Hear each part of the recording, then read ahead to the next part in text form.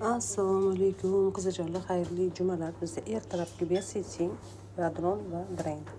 Besiting nimaga? Besiting eng birinchi o'rinda jigar hujayralarini tozalagani, ya'ni gepatit C, A, B bilan og'rigan insonlarda gepatit C bor insonlar juda ko'pchilik aytishadi.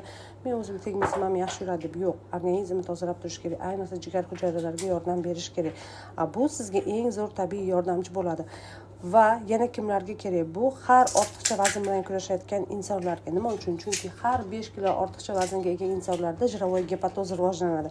Ana o'sha jirovoy gepatozni organizmdan tozalash uchun ham bioseting eng zarur mahsulotlardan bittasi. Bioseting yana jigar bilan birgalikda miya va yurak hujayralarini ham tozalab beradi. Ya'ni qayta tiklab bera oladigan yagona mahsulot hisoblanadi. Bioseting ming yillar davomida bor bo'lgan tiaga daraxtini smollalaridan olinadigan yagona tabiiy ichimlik hisoblanadi.